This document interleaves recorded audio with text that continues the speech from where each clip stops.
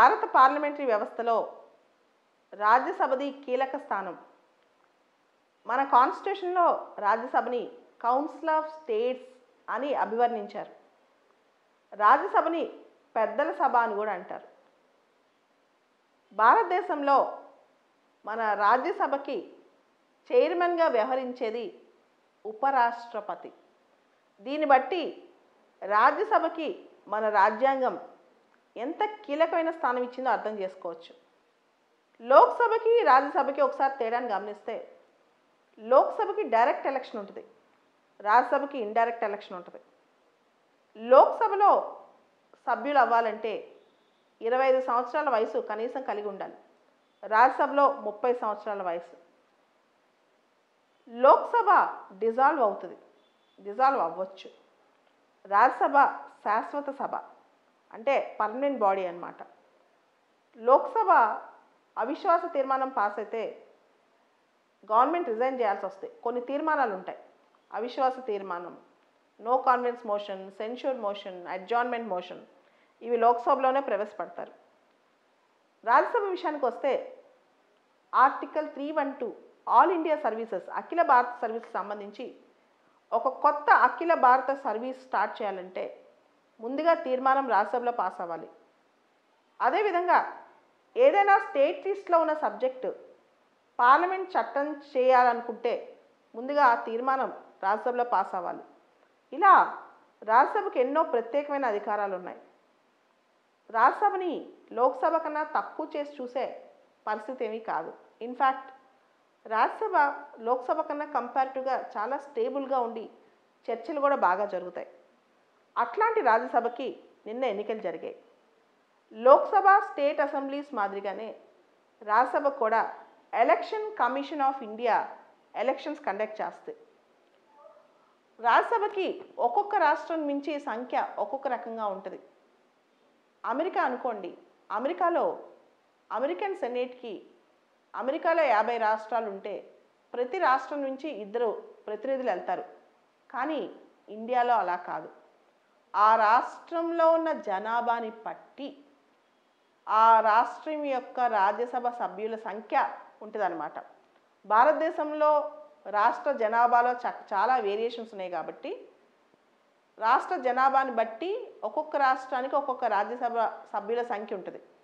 ఈ సంఖ్య అంతా షెడ్యూల్ 4 ఆఫ్ ద ఇండియన్ కాన్స్టిట్యూషన్లో ఉంటుంది. భారత రాజ్యాంగంలో షెడ్యూల్ 4లో ఉంటుంది.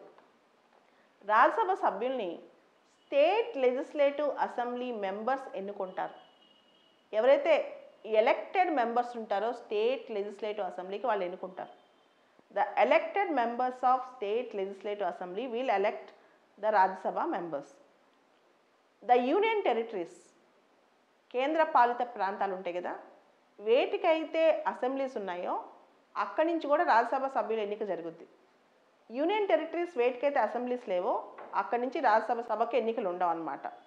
అండ్ ప్రస్తుతం రాజ్యసభలో 245 మంది ఉన్నారు. దానిలో 233 మంది ఎన్నుకోబడితే 12 మంది నామినేటెడ్. ప్రెసిడెంట్ రాజ్యసభకి 12 మంది నామినేట్ చేయొచ్చు. Literature, science, art, social service, ఈ ఫీల్డ్స్ నుంచి అన్నమాట. Literature, science, art, social service.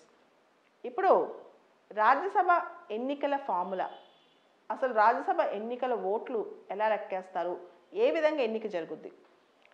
Rajya Sabha ఎన్నిక అనేది proportional representation by means of single transferable vote through an open ballot. Open ballot, secret ballot కాదు. మీరు ఒకటి గుర్తుపెట్టుకోండి. ఒక రాజ్యసభకు ఓటేసినప్పుడు పార్టీ విప్కి వ్యతిరేకంగా ఓటేయకూడదు. మన పార్టీ ఎవరికైతే ఓటేయమని చెప్పిందో ఎమ్మెల్యే వాళ్ళకే ఓటేయాలి. ఆ ఎమ్మెల్యే వాళ్ళకి ఓటేసారా లేదా ఎలా తెలుసా? అక్కడ పార్టీ ఏజెంట్ ఉంటారు. ఏజెంట్ అన్నీ చూస్తూనే ఉంటారనమాట. సో ఇది చాలా కీలకమైన అంశం. రాజ్యసభ ఎన్నికల్లో we follow open ballot system, proportional representation by means of single transferable vote through an open ballot system. So ఒక్కొక్క ఎమ్మెల్యే ఓటు ఎంత, ఎలా లెక్కేస్తారు అంటే గుర్తుపెట్టుకోండి. ఎన్ని ఓట్లు వస్తే రాజ్యసభ ఎంపీగా గెలుస్తారు అంటే అన్ని రాష్ట్రాలకి ఒకే రకం ఓట్లు ఉండవు. ఒక రాజ్యసభ ఎంపీగా గెలవాలంటే రాష్ట్రానికి మార్పులు ఉంటాయి. ఎలా మారుతాయంటే, ఎందుకు మారుతాయంటే ఆ రాష్ట్రంలో ఉన్న శాసనసభ్యుల సంఖ్య, ఎమ్మెల్యేల సంఖ్య, తర్వాత ఆ రాష్ట్రంలో ఉన్న రాజ్యసభ వేకెన్సీస్ సంఖ్య, దాన్ని బట్టి ఆ రాష్ట్రంలో ఎన్ని ఓట్లు వస్తే రాజ్యసభ ఎంపీ అవ్వచ్చో తెలుస్తుంది అనమాట. అంటే ప్రతి రాష్ట్రానికి ఒకటే ఓట్ల సంఖ్య ఉండదు, రాష్ట్రానికి మారుతుంటుంది ఆ రాష్ట్రంలో ఉన్న ఎమ్మెల్యేల సంఖ్య, దాంతోపాటు ఆ రాష్ట్రంలో రాజ్యసభలో ఉన్న వేకెన్సీస్ సంఖ్య. మీకు సులభంగా అర్థం అవడానికి ఆంధ్రప్రదేశ్, నిన్న ఆంధ్రాలో జరిగిన ఎన్నికల గురించి చెప్తాను, మీకు అప్పుడు ఈజీగా అర్థమవుతుంది. మామూలుగా 4 వేకెన్సీస్ ఉన్నాయనుకోండి, నలుగురే కంటెస్ట్ చేస్తున్నారనుకోండి, ఎన్నికలు జరగవు, ఆటోమేటిక్గా డిక్లేర్ చేసేస్తారు. అయితే నిన్న ఏమైంది, ఏపీ నుంచి రాజ్యసభకి 4 వేకెన్సీస్ ఉన్నాయి, 5గురు కంటెస్ట్ చేశారు. 4 వైఎస్ఆర్సీపీ నుంచి, ఒక వ్యక్తి టీడీపీ నుంచి. అయితే ఏపీ శాసనసభలో 175 మంది ఎమ్మెల్యేలు ఉన్నారు, 175 మంది. ఇక్కడ ఎన్ని ఓట్లు వస్తే రాజ్యసభకు గెలుస్తారనే దానికి ఒక ఫార్ములా ఉంది. ఆ ఫార్ములా ఏంటంటే number of MLAs into 100 divided by number of vacancies plus 1. Number of MLAs into 100 divided by number of vacancies plus 1. ఈ ఫార్ములాతో వచ్చిన తర్వాత దానికి +1 యాడ్ చేసి, దానికి మళ్ళీ +1 యాడ్ చేసి ఎన్ని ఓట్లు వస్తే ఒక రాజ్యసభ ఎంపీ ఎన్నికవుతారో ఉంటారనమాట. ఉదాహరణకి ఏపీ తీసుకుందాం, ఆంధ్రప్రదేశ్ తీసుకుందాం. ఆంధ్రప్రదేశ్లో నెంబర్ ఆఫ్ ఎమ్మెల్యేస్ 175 ఇంటూ 100 అంటే 17,500 బై 4. ఎన్ని వేకెన్సీస్ ఉన్నాయి, 4 + 1 యాడ్ చేసుకోవాలి, = 5. అంటే 17,500 బై 5. ఇవి వచ్చిన తర్వాత +1. అంటే ఈ పద్ధతిలో చూస్తే 36 మంది ఎమ్మెల్యేలు ఓటేస్తే ఎంపీగా రాజ్యసభకి గెలవచ్చు. 36 మంది ఓటేస్తే. అయితే వీళ్ళు ఓటు ఎలా వేస్తారు, ఓటేసేదానికి ఒక పద్ధతి ఉంది. మామూలుగా మనం యాజ్ అ ఓటర్ మనం లోక్సభ ఎలక్షన్స్కి వెళ్ళామనుకోండి, మనం ఎవరికి నచ్చితే వాళ్ళకి ఓటేసి వస్తాం. కానీ రాజ్యసభలో అలా కాదు. రాజ్యసభలో ఒక బ్యాలెట్ పేపర్ ఉంటుంది. ఆ బ్యాలెట్ పేపర్ మీద ఒక పక్క ఎవరైతే కంటెస్ట్ చేస్తున్నారో వాళ్ళ పేర్లు ఉంటాయి. ఆ పేర్ల పక్కన మనం టిక్కులు కొట్టకూడదు.